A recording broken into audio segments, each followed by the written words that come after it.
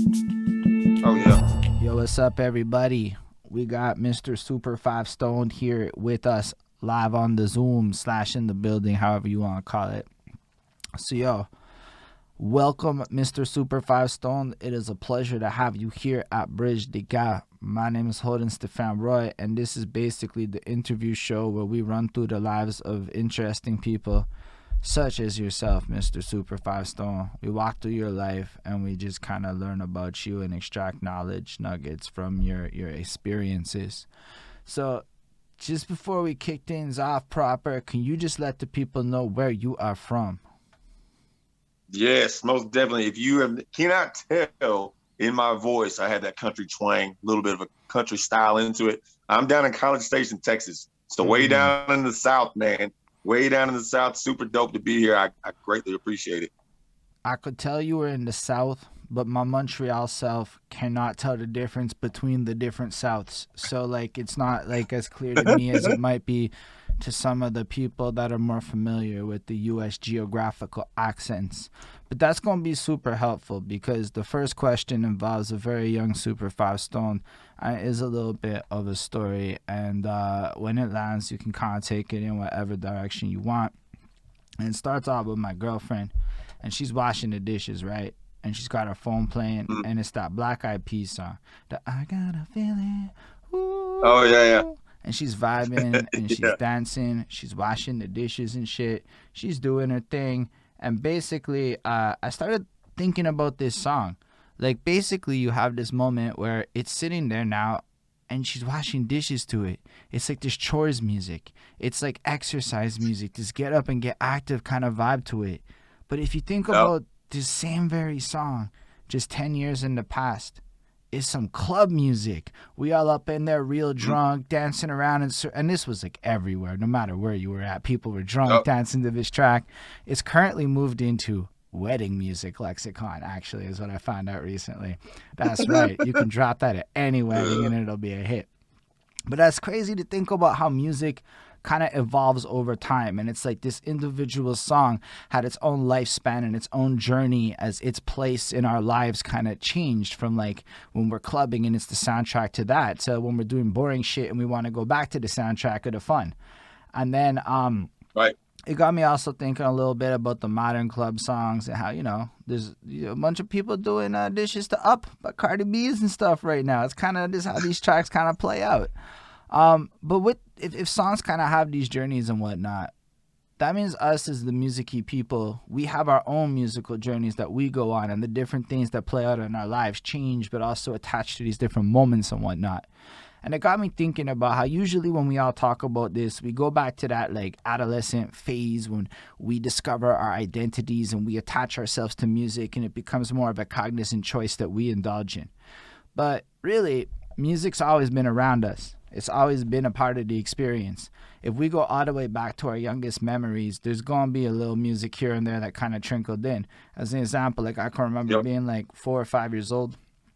My dad had all these gray boxes, the amplifiers and the tape decks, and the radio, and it was all like connected to each other with this control station. And he would like freaking Yeah. play the Led Zeppelin Oh yeah. tapes and whatnot. And he would bust his '90s techno music at night when the clubs was playing it on the radio. And like at Christmas time, we had this strange EDM Christmas hits remix album that came out then. Like my mom's had like the fucking musicals and the discos and her like love song stuff. Um, all that to say, this is all like this like foundational sound experience that I went through before I had any control of any of the sounds in my life. So I Right. was hoping that you could bring us all the way back to when you were the youngest Super 5 Stone that you could remember and tell us a little Oh bit yeah. about what it sounded like, what your parents' family environment was, what it was like to be you, and the sounds that were around you, the tech, and all that good stuff. Yeah, man. Most definitely.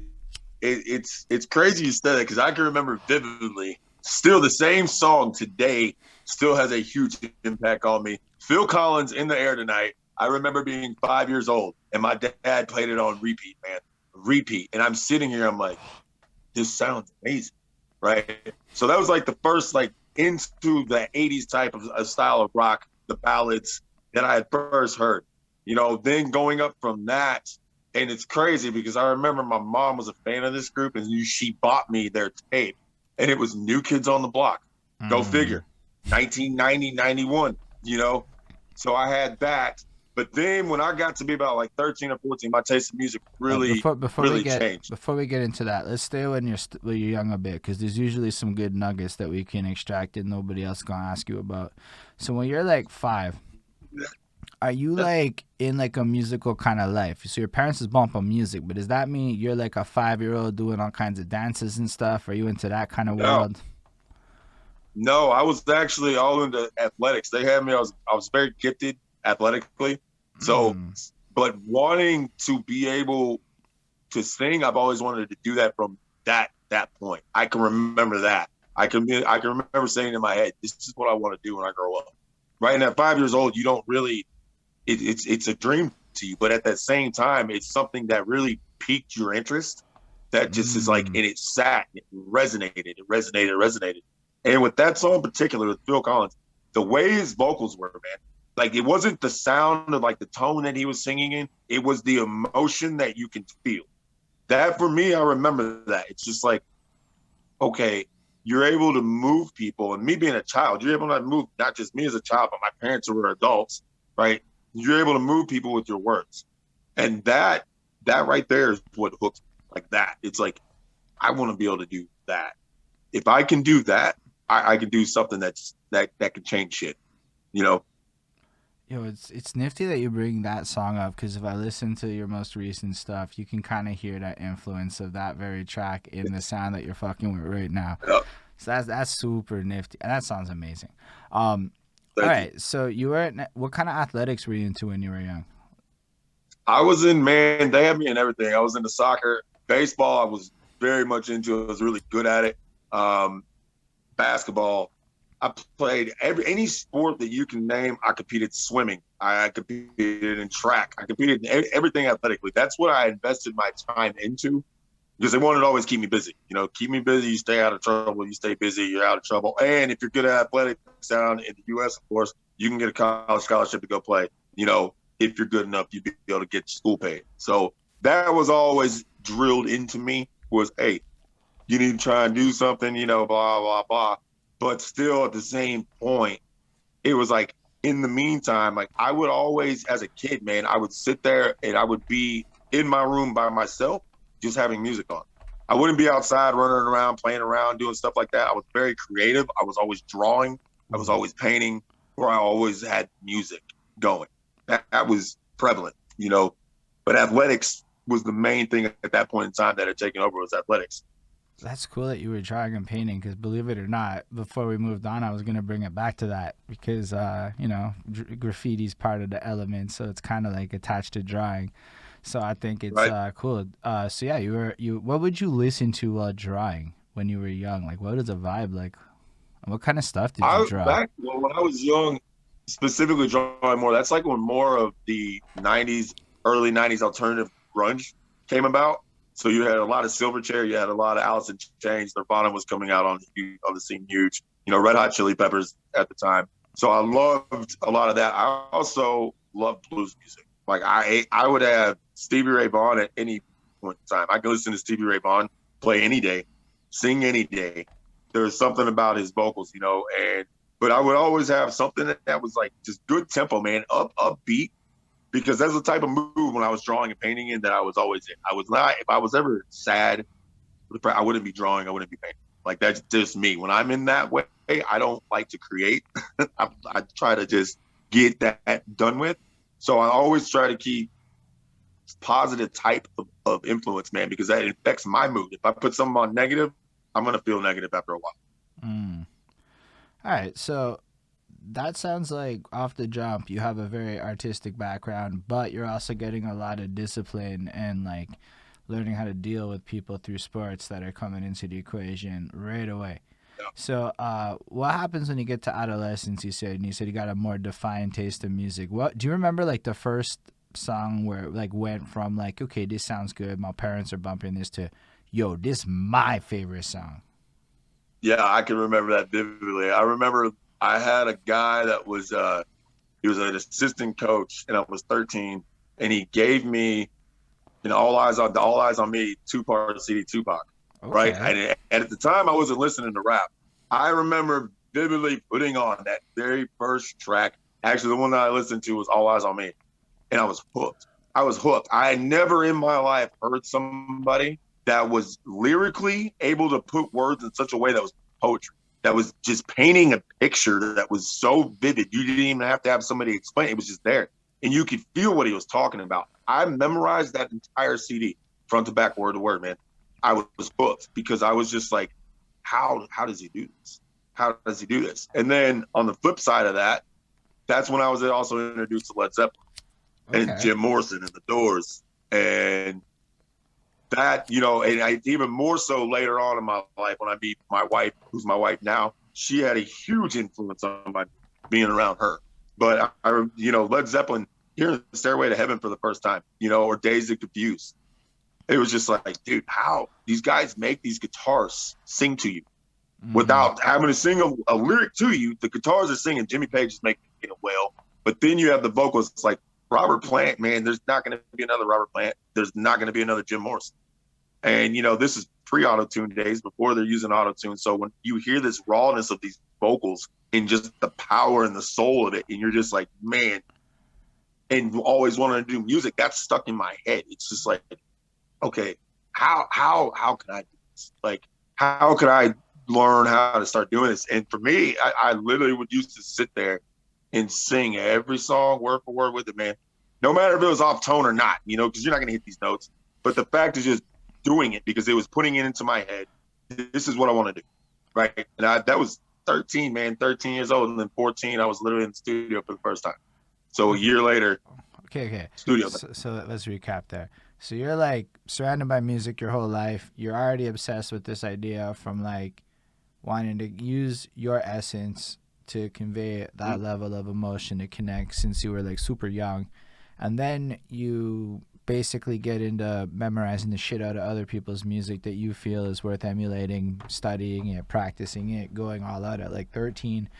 And somehow this leads to how do you end up in a studio? How does that get you to a studio? I've heard a lot of people say shit like that, but to get to and a studio by 14, that's a little interesting. Yeah. Well, the thing is, and this is why I'm glad you had me on here beforehand, is freestyling's my gift. Freestyle rap is my gift. And I remember at 14, I was riding bikes with my best friend at the time. We just started freestyling back and forth. And just, he was like, man, he's like, you got a gift with this. He's like, you have a gift with this. Cause I was able to retain words in my head, wasn't repeating anybody's stuff, not copying anybody's words, not copying any of their stuff, but learning how to. I remember, man, just to take it back a little bit before that, my mom used to have me read a dictionary every day. Every day. She'd be like, you're going to read this dictionary. And I would be like, okay, whatever. That played into my freestyle abilities later on. I had such a wide variety. Yep. You legit read the dictionary. Yeah, not by choice. Not by choice. Okay. Yeah, I mean, not by choice. It was more like punishment, man. She would be like, oh, you're going to act like this. You're going to go to your room and read the dictionary. And that's what I'm not kidding. But now I look at it and I'm like, I thank you. Like, yeah, that's amazing. See, that's why we do this. Because, like, at the end of the day, anyone could talk about, like, my current project is this. And people do that shit a lot. And obviously people talk about that. But that's like 6 minutes max. I guarantee you. Nobody stretched that more than 8 minutes in any interview I've done. But then I realized everybody likes hearing about 5-year-olds drawing. I don't know why, but everybody loves that shit. And people like reminiscing about high school. I don't know. We're all old, whatever. It is what it is. So it's like hearing you go through these experiences and be like, yo, you bicycling and fucking busting freestyles with your friend. And like, that's fucking cool. Like, that's the story. That's how it started, man. Like, that's how it started. And at the time, my best friend, his cousins down in the area I were in, they were really big in the rap scene. And they got co-signed by Chamillionaire and Paul Wall, who are really big down here. So they were doing things, and they had studios. And he took me over there, man, and he was like, hey, I got this guy. He's super dope. And I remember, man, you want to talk about nervous? Like, that's the thing. I don't ever bullshit. Like, I'm very honest and very blunt with who I am. And, like, I would be lying to you if I told you that I wasn't scared shitless going in there for the first time, right? I'm 14. I have all these guys that are 19, 20, 22, 23 have been doing this. This is what they do. And then I'm in there for the first time. And like at that moment, it was like, you have one or two options, man. You can fuck this up and sit there and go, this is what you wanted, and you choked. Or you could put this aside and say, okay, do what you know you do and just put everything into it. And that's what I did. Now, was it the best freestyle or shit that I laid down? No, but what they heard was they felt the energy. They said, that, what you did right there, they said, there's something special about that. They said, we'll work with you, start learning, you start practicing doing your own stuff. And that's when it started, 14 years old, getting that first taste of being in there. Hooked, man.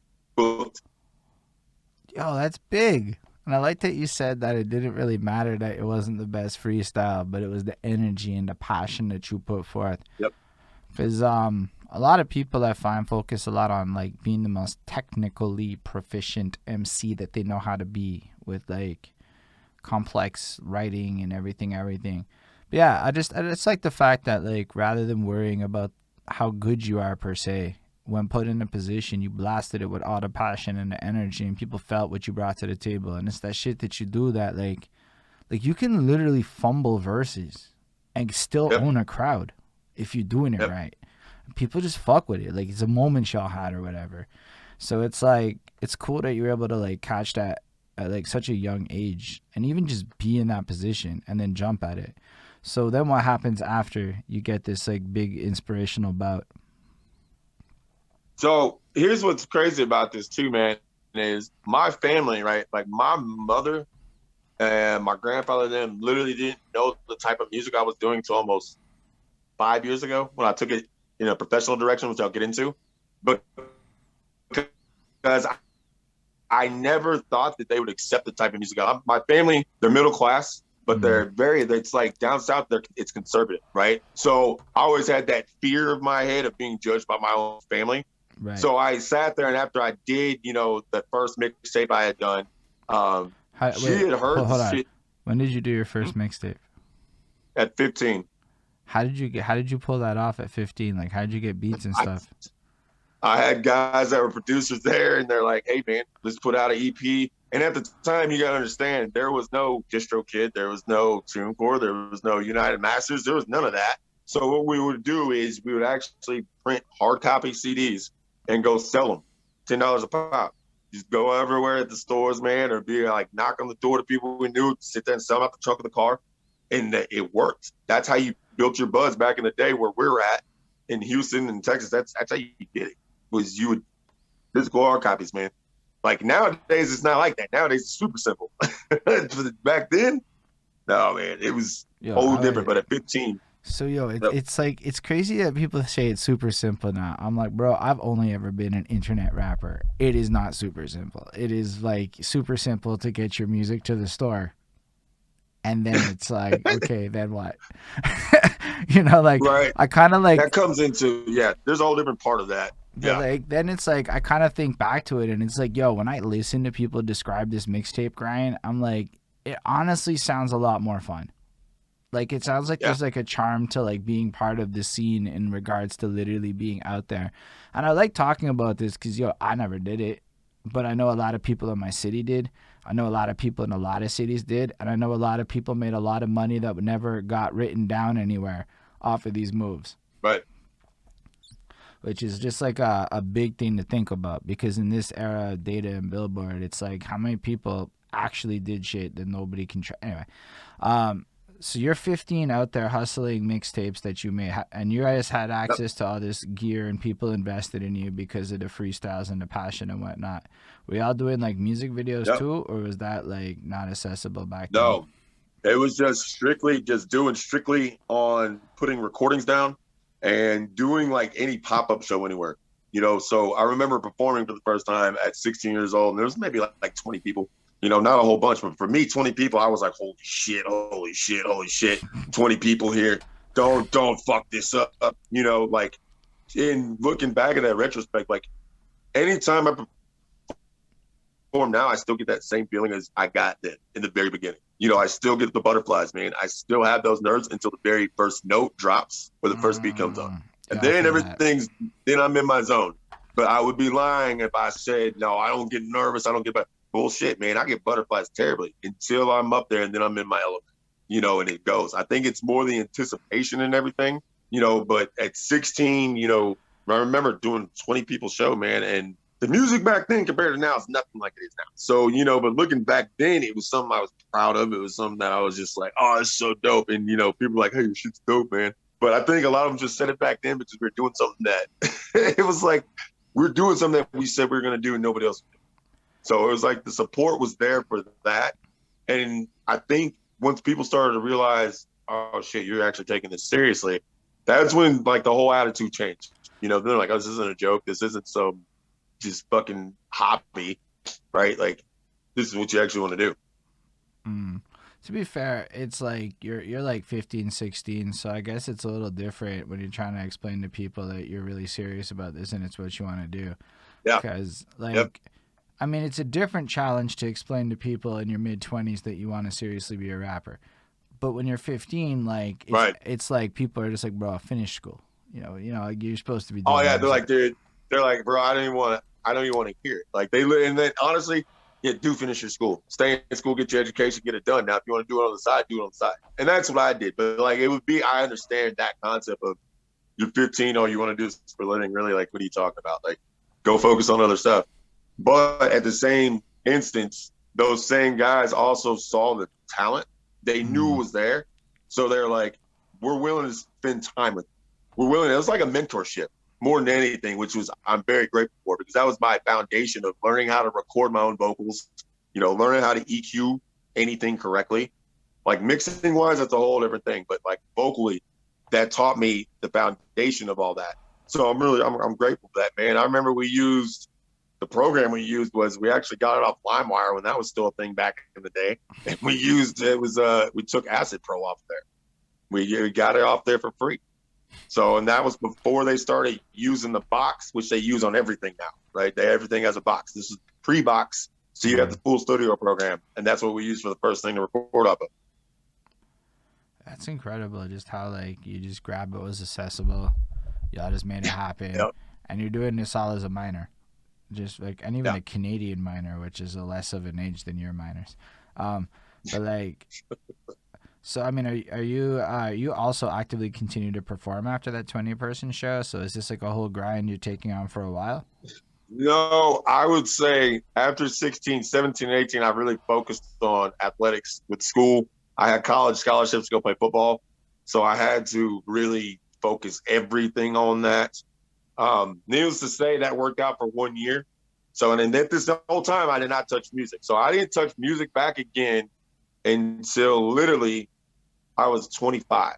So that's a 9-year gap. I didn't record. I didn't do anything. Now, the whole time during that, though, I was freestyling every day. I would always do something, but I wasn't recording. I wasn't actively looking to do anything, right? Like, but then at 26 years old, 25, 26 years old, I met my wife. And I remember meeting her the very first day and I freestyled for her. And she sat there and she was like, what are you doing? She's like, what are you doing? Like, you have a talent. And I remember that. And about a year later, man, I was working a job that I did not like, right? In Texas, y'all don't know, in Texas, marijuana is illegal. So I had a joint that I got arrested for and literally got arrested for that. Since that happened, certain jobs would not hire me. So they had me cooking, man. And like, I'm not supposed to cook for a living, bro. Like, that's not what I'm supposed to do. Up. I mean, for a joint. For a joint. Like for a joint. I'm in Montreal, right? Now forget about it being legal. I've never had to stress about a joint. I mean, I'm not as brave as others to smoke in front of cops, but every friend of mine brags about how they smoke in front of cops. I don't know. But like, yeah, no, I don't do that. But it's like, no, man. So you got caught with one joint one time, and that shit ended up giving you a record or whatever. Yeah. They gave me a year probation for that. So of course it was on my record then. So any job that I wanted, they loved me, but they're like, oh, well, corporate rules, you have marijuana possession, so we can't hire. Holy shit, though. So it was like, it came to the point, man, like I was at the point where it's just, what are you doing with yourself? Like, this isn't what you're supposed to be doing. And you got to think, this was 7 years ago almost, man, that I made this decision. And I sat there and I really said to myself, all right, I'm going to commit to this music. I'm going to make it work one way or the other. And just so you know, the two reasons it didn't work at first, I'd say half of it was self-doubt, like self-doubt and like fear of judgment, which I don't now. I don't have self-doubt, fear of judgment. If you like it, you like it. If you don't, you don't. Plain and simple, you know. But back then, I think that was a big part of holding me back was, what's my family going to think? What's my peers around me going to think? Any of this stuff. And then the other half was, what step do I take to even fucking start? Like doing this on my own. What, right? Relatable. Like, big relatable. Yeah, it's like, what step do I fucking take, man? Because I didn't have a studio. I didn't know anybody in the area for a studio. So I had a friend told me, he's like, hey, man, there's an app. It's called BandLab. Have you used it? And I was like, no, man, I'm not. And it was a full studio on your phone, right? I remember putting out about 60 songs off that damn thing in the very beginning. And one of them blew up on SoundCloud. The quality was absolute shit, was not good, but people vibed with it, man. And I still have it up. I kept it up. Hold I up. think it's Can still you up there. repeat what you just said? The song that people vibed with sounded like shit. The quality was absolute shit. Yeah. My guy, that is magic to me to hear. You know why? Because people spend so much money trying to chase this perfection, thinking that's going to be the thing that makes their song like pop. And I get it. And I totally it's crazy about that is, like, I've had people ask me all the time now, especially with the new music I have now and the music's been out. They're like, why do you keep that song up? Why do you? And I'm like, it's the easiest answer, man. I keep it up simply for the fact to remind myself where I came from, where I started, and to keep myself grounded. No matter how big this gets, this all started from off a phone app until I got a studio. Off a phone app, man, just believing in myself and putting one track out, man. I remember the first time I saw my music out, and I was like, that was a very proud moment because it proved to myself at that very moment, you can do this. No matter what anybody tells you, no matter what anybody said, you prove them fucking wrong. Oh, you can't put music out. Check. Oh, you can't get on the radio. Check. Oh, you can't do this. Check, check, check, check, check. Tell me I can't fucking do it. Right? That's my whole mindset. Tell me I can't do it, because here's the thing. I came into this shit with absolutely nothing. So I had nothing to fucking lose but everything to gain, man. Failure is not an option. And that's why, and I've kept that.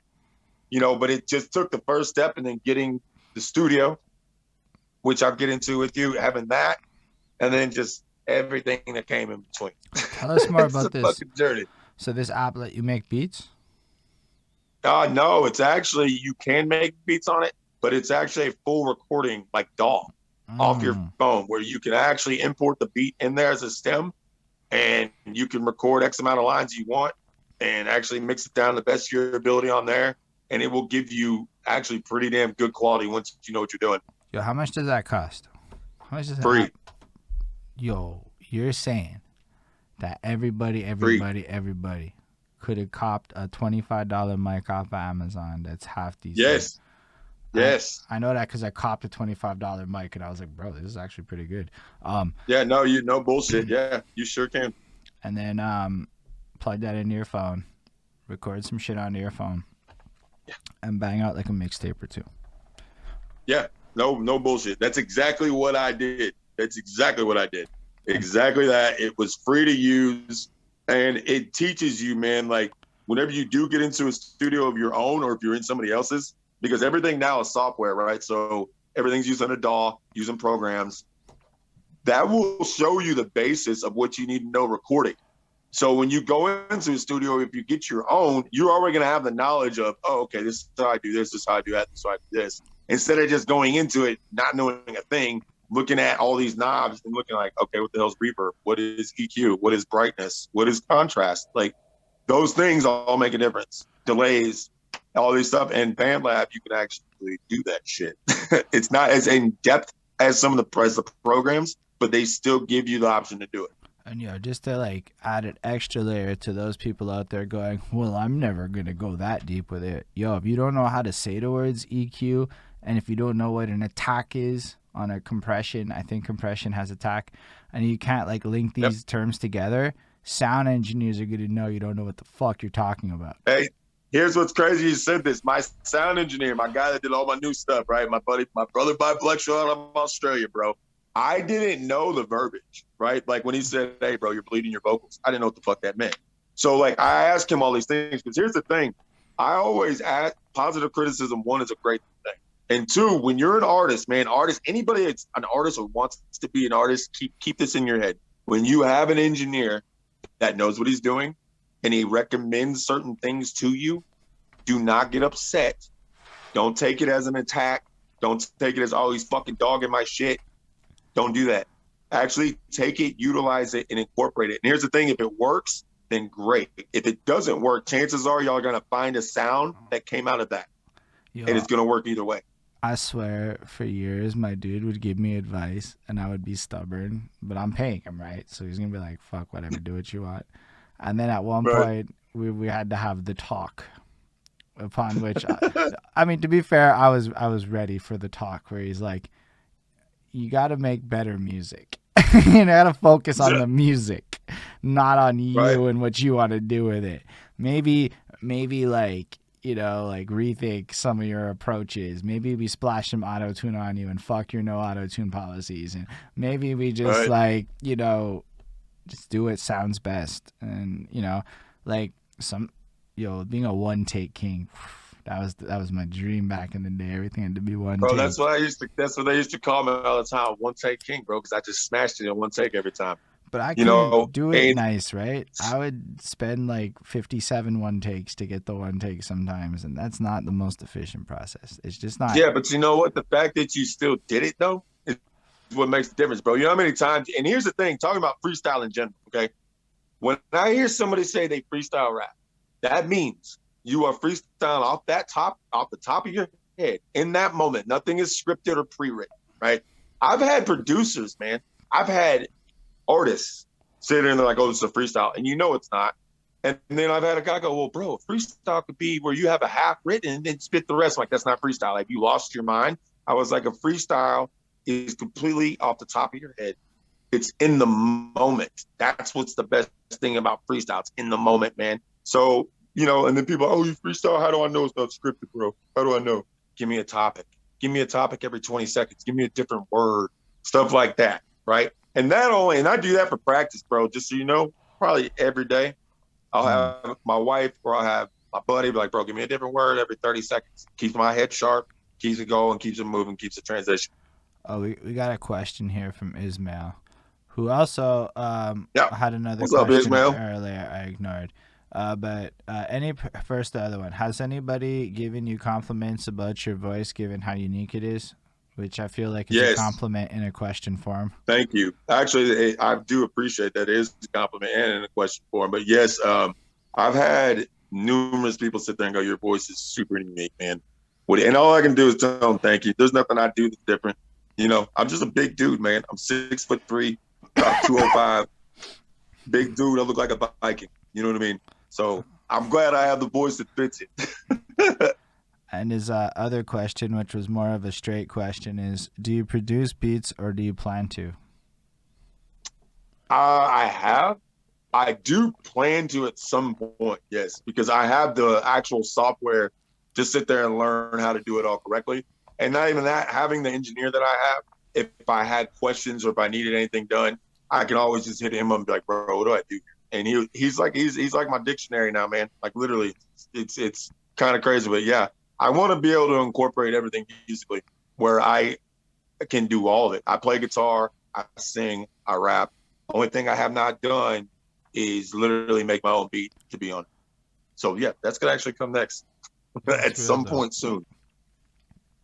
Fair enough. So you basically freestyle all the time, and you've been doing that every day since high school or earlier. Yeah. Or no, you Yeah. said in high school you started. When did you? It's been since 14. It's been literally 23 years. I'm 37, so 23 years. That's a long time. That's an Yep. interesting long time too, right? Because Yeah.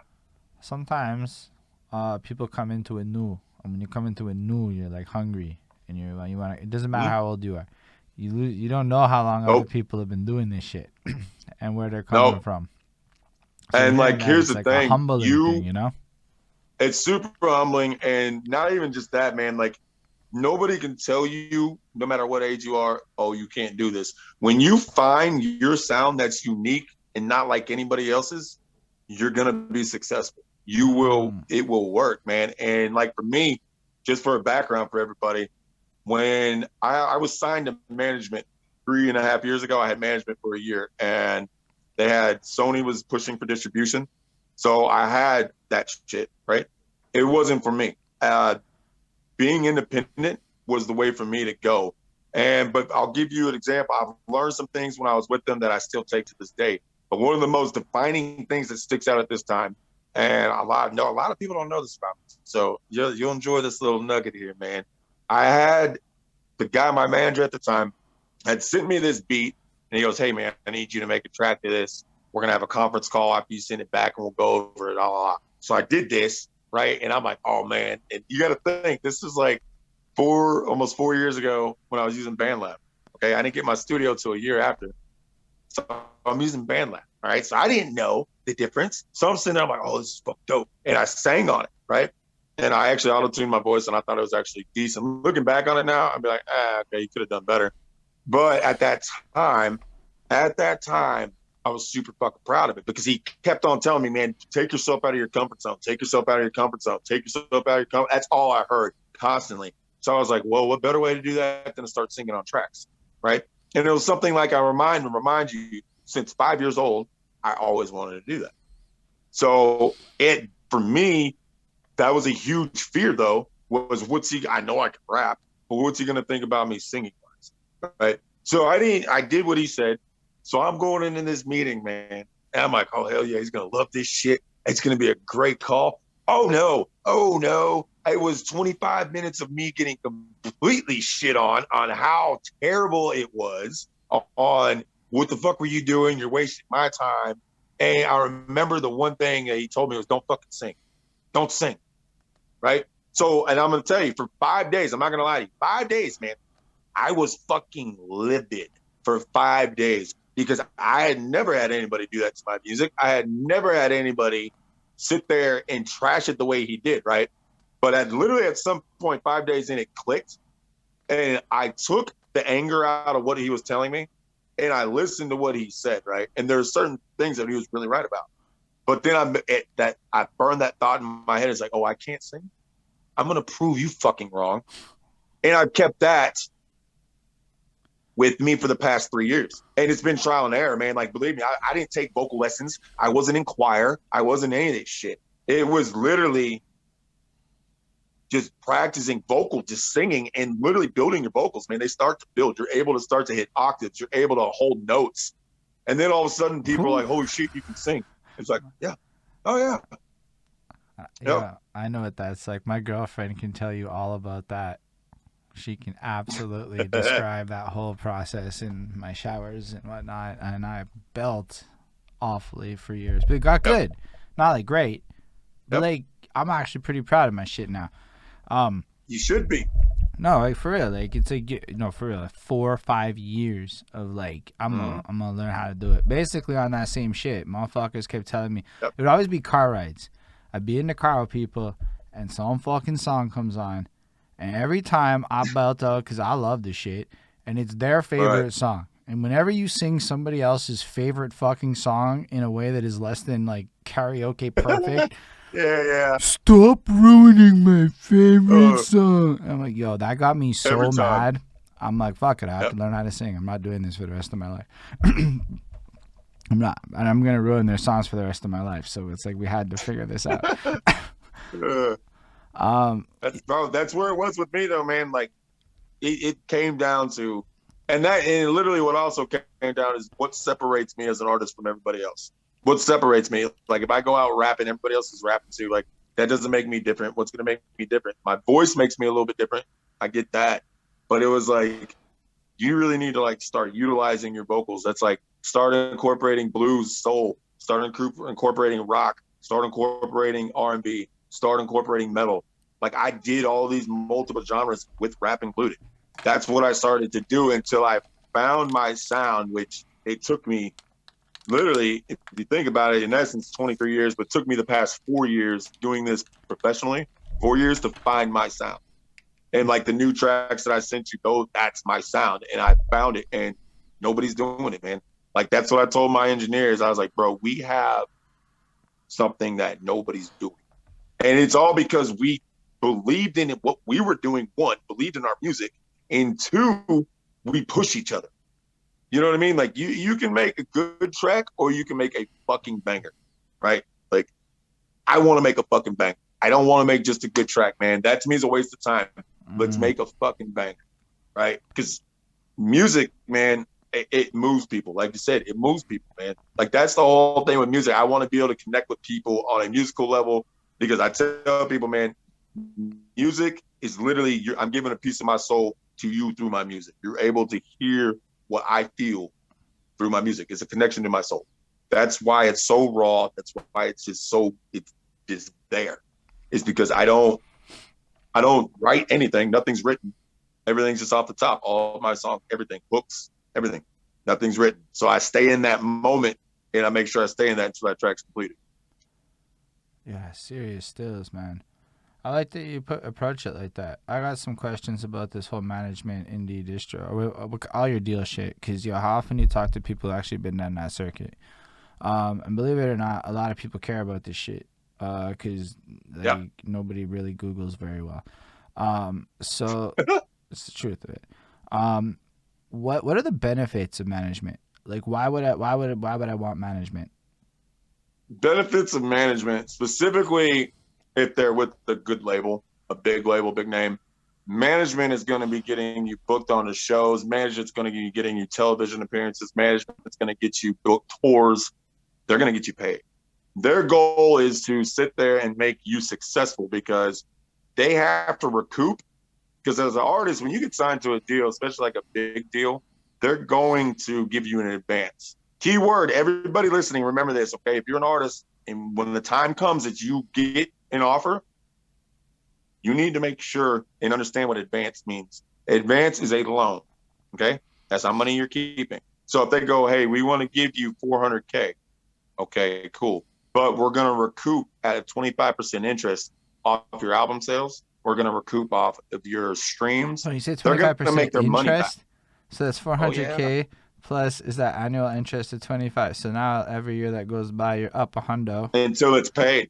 So, that part I wasn't aware to do. Is it interest like that, eh? So think about that. That's a hundo and they a put year. It in the contract. And so let's say you get that advance and it takes a year. Does that mean you've gained like $100,000 of debt before your album comes out, or is it only after the album gets released? Yeah. Wow. No, that's prior. So so then you're sitting in a hole, right?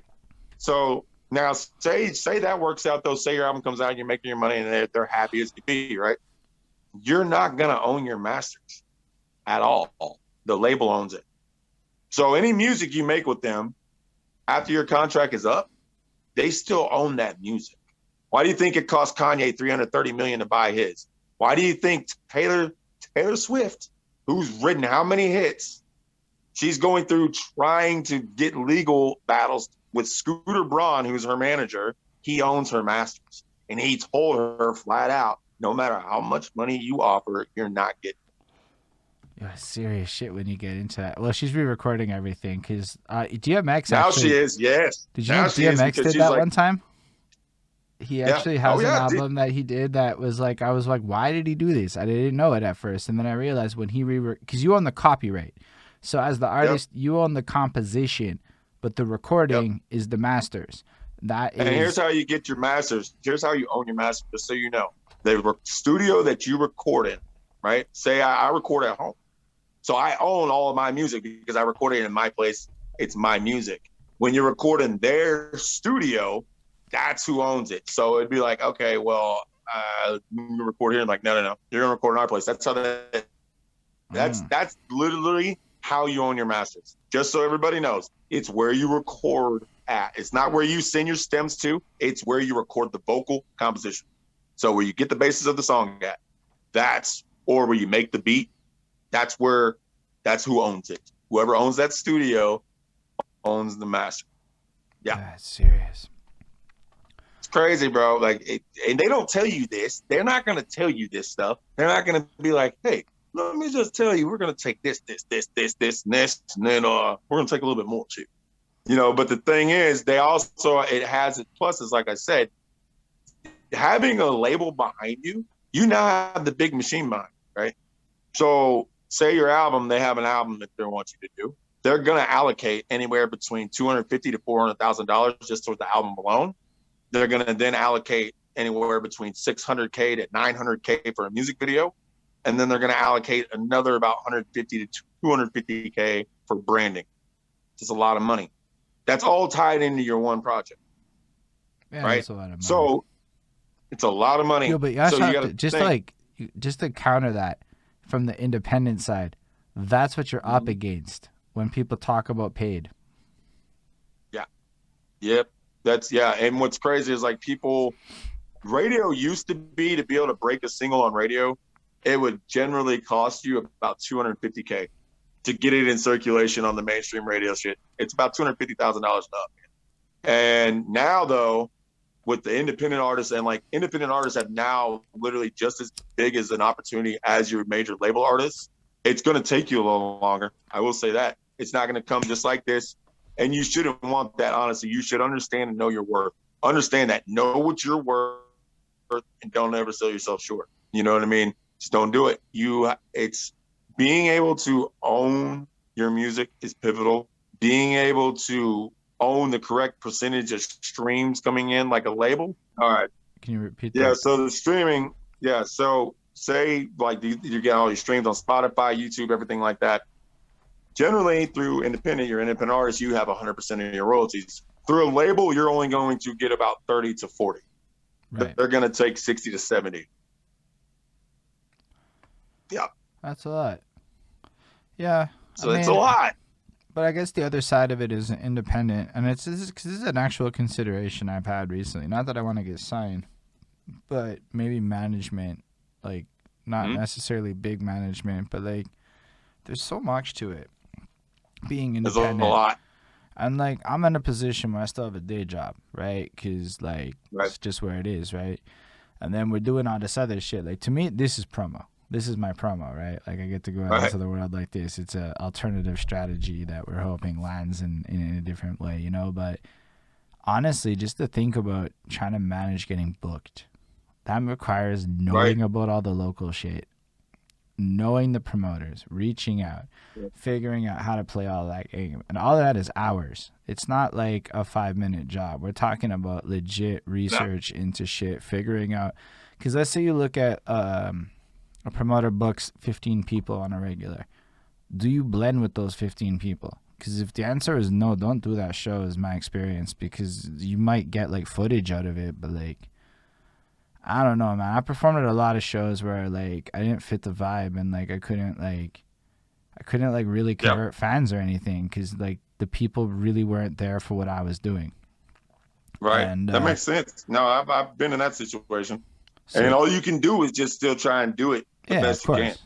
I mean, but it's that vibe you get. Yeah, I know what you're talking about. You're like, they're not really feeling my shit, but. And then you watch everyone else come out and do like a completely different style, and you're like, yeah, I get it. I understand. Right. But that's where like the machine comes in. They don't make those choices. They like know how to do the market research, and I feel like everything. On the independent side, a lot of us are lacking that desire to do that part of the legwork.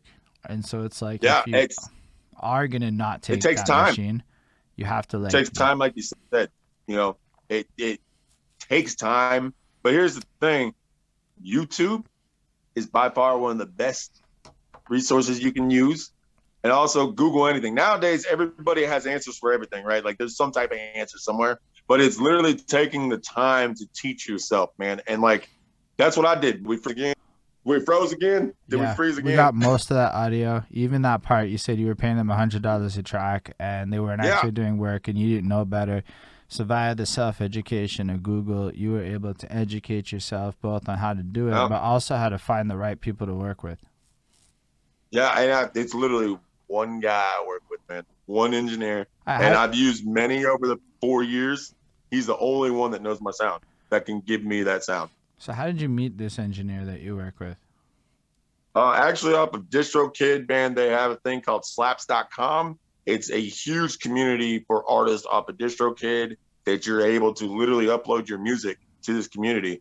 And what he did, this is crazy. I met him, man, because he put out a beat that was on his EP that's coming out in like 2 weeks, and it's a track called Whispers that I actually did for him now. But I remember hearing this beat, and I was like, "Oh my god, this thing is so sick!" It was like an EDM type beat with it was so pretty, super melodic, and you got to understand, he had like 400 plus comments on this post, people asking to get on this, and I remember writing him this. I said, "Bro, I can promise you, if you send this to me, I will kill it."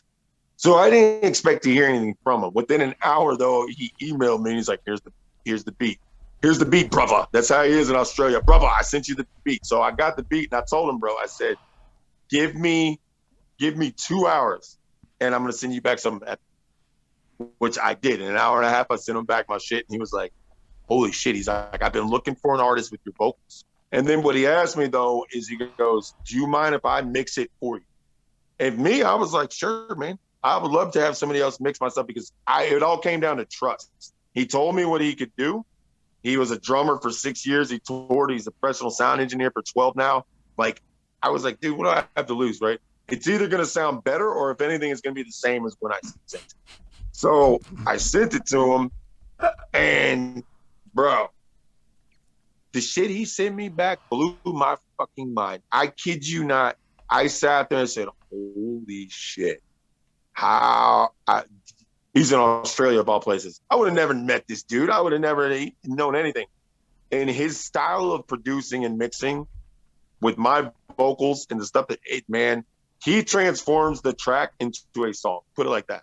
I give him my vocal tracks and what I've done, and then he goes in and transforms it completely and sends me back this masterpiece of this just track. And I'm just like, I don't know what you do, but we got something special. Mm-hmm. And I met this guy a month ago, man. A month ago. And within the last 3 weeks, we now have 6 singles that are gonna be dropped. 6. And we'll be on Tampa Bay Pulse Radio tomorrow night. Our music's dropping live on the radio, so that's gonna be super live to hear that going as well. So, and this is all independent, man. Like, this is not anything. No signing, nothing like that. All independent, man. I like what you're saying, because, like, legit, I managed to accidentally stumble into a bunch of beats and then accidentally stumble into a sound engineer, and all of this was within the last, like, 2 or 3 months and whatnot. So I was like, oh, life is pretty popping when you network and you, like, actually put that effort into. But that's the thing is, like, I didn't even, okay, look, I knew DistroKid had stuff, and, like, they have the roulette game, and I never got a good number on it, so I gave up. I'm like, but I didn't know they had this social media shit built in for real. Like, should I be on DistroKid fucking around in their, like, DistroKid community? Yeah. Like, is that a big move? I would, because you'll be able to network with so many people through there. Like, you'll be able to upload a track. People will listen to it. They'll give you feedback on it. And you'll be able to hear other artists as well. I mean, it took down, like I said, I just found out about Slaps 3 weeks ago, almost a month ago, and I've been on DistroKid for 2.5 years. Never knew about it. So go figure, like, just go figure. And that's how I met him, man. Like, small world. Like, and like I said, I don't believe in, like, luck. I don't believe in that. I believe this is supposed to happen. I believe I was supposed to meet this dude. And like I said, his mindset is the same as mine. So we're both on the same wavelength. I could sit there and tell him, hey, I want this done with the track or this. He can sit there and say, hey, can you fix this, or that? There's no art. Everybody's on the same wave, So when that happens, the music takes a whole different level, man, because then you don't have that stress of, oh, God, this guy's getting on my nerves. Yeah, oh, he's just always bashing my shit, or you're negative. me and him, it's like, all right, cool. You want me to try and fix this? Let's do this. Let's try and do whatever we can do to make this the best piece of art we can put out, right? Mm. Without overdoing it, oversimplify, like don't over, make it complicated. And that's what we've done. And I'm excited, man. I'm really excited for this new stuff coming out. I think it's going to be, I already have I have a really big thing going on that I can't talk about it yet, but it has to do with like actual label. So I have that going on right now. It's Hold on. getting looked over. Can we just Yeah. mention something right quick? This Yeah. man just dropped a project. Like, and he's so preoccupied with like all this shit that's popping off right now that like a 9-track project came out in May, Yeah. and we're like, he's like, it's not even worth talking about now because we got all this other shit to talk about now. That is actually pretty fucking a big flex. That's a big flex. Bro, and honestly, music's my therapy, man. So when I'm put it like this, if somebody sits there and asks me, hey man, what's going on with you today? Right? I'm not really gonna sit there and give an answer and open up. That's just how I've always been. I've been like that. I've learned I'm better at it now, but a lot of people are full of shit. Like I learned that throughout my life. And so I was like, man, I'm not gonna burden anybody with what I got going on. Right. So I would always close it up. And I never had that. And that's not a healthy thing, by the way. Okay. So don't think people that, oh, it's healthy. Don't do that. Talk about what's going on with you. Right. Get it out. It's better to be out than you bottling shit up and not letting it out. Right. But that transitions into the studio was the very first time that I was able to literally put how I felt out without anybody judging me, without having anybody. It was just me and the beat. Right. So that was the biggest release, was that. So like, putting that album out in May to now, like when that came out, I took literally a week, soaked it in, and there's like, it's time to get back to work. Bro, it's just, that's the part where it's like, see, I love that shit. That's my kind of grind. Yo, it's not really about like, but it's also probably because you have that perspective of, I can't even afford to promote this shit. So let's move on to the next shit. And that was part. And I have now with this new shit, I'm not even paying for promotion, but I've gotten it on the radio. I got people promoting it like crazy. And before it even drops, like, and it's crazy how that's transitioned because paying for promo, man, you got to know who's the right people to pay, one, because you have 95% of them are scams. So you got to be very careful with that. Also, if you, anybody here that's an artist, do not buy views or it plays on your Spotify. If it gets caught that you did that, your shit will be banned. Big so facts. Just remember that, because people do that. And the thing is, a lot of people, man, when you're an upcoming artist, you're beginning, you don't have in your mind, oh, people are trying to fuck me over, right? Like, that's not what you want to think of. Oh, these people genuinely like my music, trying to help me, cool. When in all reality, 9 out of 10 of them are just trying to fuck you to get some money. You have to understand that, and the only reason I say that is because I went through it myself. So I've been through it. I went and got scammed. I went through the scams and was like, oh, okay, I just wasted my fucking money and I look like an idiot. Right? Yeah. Because I didn't know anything. But now that I've been through these things, being able to be on here talking with you on this, on the radio show, was on the other night talking about this, I'm able to give artists or people in general looking to do some give them like advice. Credit to like this whole other part to it, right? Like, how do I even know who the fuck Super5Stoned is, right? That's a huge question. Because random guy in Texas and myself, and it was like we actually did connect via a third party that's from Montreal too. The guy lives in my neighborhood, right? That's shout out Steve DeGeorge.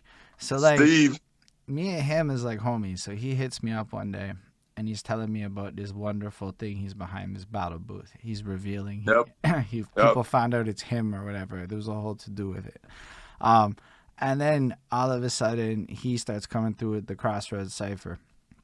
And then he starts telling me that people are, now I'd seen you freestyle on his shit before, believe it or not, because what is Battle Booth? How do you get involved with Battle Booth? Why don't you tell us a bit about that? Because you were definitely doing that. They found me, honestly. Like, I was just posting freestyles, man, and like he saw my stuff, and I didn't know at the time that was him. Right? I didn't know who it was. But he was like, "Hey, this is really dope. We're doing this thing for Battle Booth for Underground Freestyle Rap. Where we post your shit." And like at that, dude, I was posting so many damn freestyles at one day. It was ridiculous. Which I don't do that near as much anymore. I've learned algorithm plays a big part in your stuff now. At what time you're in it, like certain analytics play in a factor with posting content. So, but how I met Steve was like, yeah, he literally saw me and he invited me into that with them. And thing is like, if I believe in what somebody's doing, I'm gonna promote the shit out of you myself. I don't. It doesn't matter, how big, how small you are. It doesn't care. You're doing something that I believe in as well. That's the best thing you do. So I helped him push Battle Booth as well, and he's grown it, man. Like he's done pretty damn well with it. Big facts. And he's actually put me on with you guys. Like I said, dude, he's all around. He's a great fucking dude. So huge shout out, Steve. Yeah. Much love, brother. So yeah, basically, Super5Stoned comes through and just fucking bust out on the Crossroads cipher and for a bit, and then we were like, oh shit. And I was like, well, I mean, you may as well come through for the interview. Look how fucking talented you are. And he was doing the freestyles and shit, but you got into the social media game for how long? Like, how long were you busting Instagrams and stuff? Since the past 3 years, I've been doing it on Instagram. I don't use Facebook. Facebook. The reason I use Instagram allows me to do videos, one, and two, I'm able to have people that don't know me, my content, actually see my content, right? Like with my hashtags make a huge difference. I can pinpoint certain demographic of people, age, sex, it doesn't matter. I can pinpoint that so I can bring people in that I've never heard of me. Whereas on Facebook, it was only people that followed me. So everybody knew what I was doing. So it was like, okay, this is nothing new. Like there's nothing getting gained. So I was like, well, I can't do that. Twitter, I couldn't post videos and I could only write like 25 character text at the time. Like I was like, this isn't going to work. So Instagram was literally one. It's like, holy shit, I can actually literally post a video of me doing what I do. Sign me up. And that's how it started. Yep. That's how it started.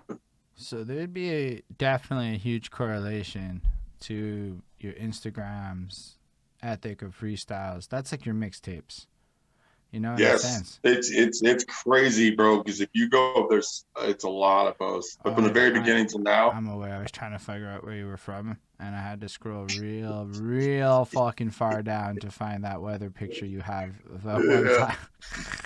Yeah, dude. So, but it's crazy because it's like a chronological order of the skill level. It shows. I can go back and look from a year ago till now, and just the progression alone is insane. Insane.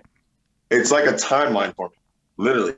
That's why I haven't deleted these posts. That's why I keep them up. People are like, bro, you have a shit ton of posts. You're not gonna like, no, because it reminds me. It's a timeline. I'm able to sit there and go, okay, this is what you've done. This is what you've done. This is what you've done. This is what you haven't done. And the flip side, right? So then I always have one way or another to improve. That's the thing. As an artist, music is always evolving. So since it's always evolving, you're never going to perfect it. Right. So I'm always chasing that. That's what I'm trying to get is what can I get to make my music better every day? No matter how big, how small, what can I do to improve one way or another? And that's what I try and do daily. That's the way to be great, man. That's what I tell people. I was like, I can either be good or I could be somebody that look back on and be like, dude, this guy had the most talent in the world and he wasted it. Or I can sit there and go, yeah, I told you I was going to be great. It's just, work ethic, mindset, and understanding what makes you different, what makes you stand out, and what your gift is. And once you do that, it's a wrap.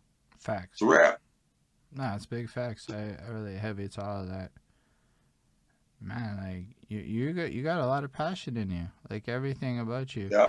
I gotta ask, what's this shit that this game that you also play? What is this other thing that you do?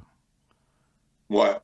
I went on your Instagram and it looked like there's a sport with a disc or something, and I don't know what it is. Oh yeah, this guy right here, man, my apparel guy, Euphoria Disc Golf. I actually play disc golf. It's now a professional sport. It's awesome. And the thing is, like, I used to play regular ball golf, right? Hitting it with the club. I sucked. I was terrible. I couldn't hit the ball where I wanted to go. I had a bunch of power, but I couldn't ever. It was frustrating, man. And it's expensive. Playing regular golf is expensive. So disc golf It's literally the same rules of golf, except you play in the woods, you play and there's baskets. So you have 3 shots to make it in. If you get any shot above that, you take a stroke, so forth and so on. And man, I absolutely love the sport. Absolutely love it. My wife plays. She's really damn good. Super proud of her. And our kids, our daughters, like our 5-year-old throws. My little one that turned 1's gonna be throwing. Like, it's a great sport, man. And anybody can do it. It's literally free. You can go to any course, not have to pay anything. You like your discs, a lot of the time the plastic, like the frisbees, but they're not like those big frisbees, like ultimate frisbees people Apparently think about. everyone plays it in Norway. No, yeah, bro, it's huge in Norway. It's big. They said on average, there's on average about 12 million new people playing it a day. It's huge. It is blowing up. Yeah, they just added in the sport, the main guy that's been a beast in it, man. He's changing the sport for good. He signed a 10-year, $10 million contract. So he just brought the big money into it. So having Adidas as a sponsor in there now, they're trying to get Red Bull sponsorship in there. Like they're corporatizing it, which I can see them doing it, but it's going to grow it immensely. It's like in the grassroots stage, if you think about it. Disc golf's been around since 1984, was like the first tournament ever. So it's not been around for over 40 years. It's still in its infancy compared to regular golf, which has been around since like 1500, 1600, some shit like that. Like it's way back in the day. Yo, that sounds nifty. Whenever I get to meet you in person, bro, I'm gonna have to get you some discs to take you out and show you. Take you out and to go throw, man. No, I'm definitely sold on the idea. That sounds fun as fuck. I'm gonna look into that. I'm certain Montreal has that shit. It would be very baffling if Montreal didn't have disc golf somewhere. Yeah, you said something like an hour. Do you have like a time limit on this for you? I got about probably 5 more minutes. I got my 1-year-old and my 5-year-old, and here it's 8:10. It's dad time to get them ready for bed. They won't do it unless I don't. So I just wanted to, make sure that we wrapped up properly then and not have like a rushed you have to jump off experience. But I appreciate you coming through for real though. Your links are gonna be in the description of the future video. They've been popping through in the chat. Honestly, you're a very interesting fellow with a lot of art. The sounds that you're playing with definitely stand out. The way y'all use the auto tunes and shit, I'll give it to you. I was sitting there going, I don't know that I've heard this before. I'm not saying it doesn't exist. But I didn't know that I heard it before. And so when you make your claims, I'm like, that's a fair enough. They're doing some shit with it where I was like, that's a little, it took a second to get into it. But then you get into it and it's a fucking vibe. So I fucked with it. I like it a lot. And it's just all of it. Just the most inspiring part is just how your attitude is like so 17-year-old with it. Like that's what a 17-year-old would do. Drop the shit, fuck that shit, I'm bored with it. Let's move on to the next shit. Let's get the next thing popping. Let's pop off on the next thing. But at the end of the day, with the volume of catalog, if you were to take all of your Instagram posts and consider them tracks for mixtape quality, all of a sudden you've got hundreds and hundreds and hundreds of songs out. Yeah. And if you think about your favorite rappers, they got hundreds and hundreds of mixtape songs you never heard of because of that back in the day shit that you were describing on your come up. So like all this shit is fascinating, and it makes me believe that you really are gonna push it. But it also lets me and anybody else listening know, like, yo, release shit. Make sure you are constantly dropping shit. Otherwise, it's go after it, man. Go after it. That's why I say go after it. Don't hold yourself back. Don't put any doubt in your head. Get rid of it, and do not let anybody's opinion ever defer you from doing what you know you love to do. Just because somebody doesn't like it doesn't mean somebody else does. So as long as you like what you're doing, that's all it's about, man. That's it. Yeah. So definitely thank all y'all for watching this live. For the people that are here with us, we appreciate you. Thank y'all for coming in and watching, man. And I apologize to y'all if I made y'all wait for almost an hour. My Texas time zone was jacked, so I apologize. But thank y'all for coming and rocking with me, man. I have a bunch of new music dropping. I'm so excited. And to you, sir, greatly appreciate this. So thank you. Yo, for real, it's great to have you. And just to thank you to all the future people watching. Make sure to like, comment, subscribe, all that good stuff. Special thanks to the patrons: Ismail Good, MC, Chris Pryor, Jonathan Barnes, Egypt Black, Hurricane, Linda and Scribble the Dope. They support what we do. If you want to support what we do, patreon.com/BehindThatSuit. On that note, it's been great to have you. Live long and prosper, everyone.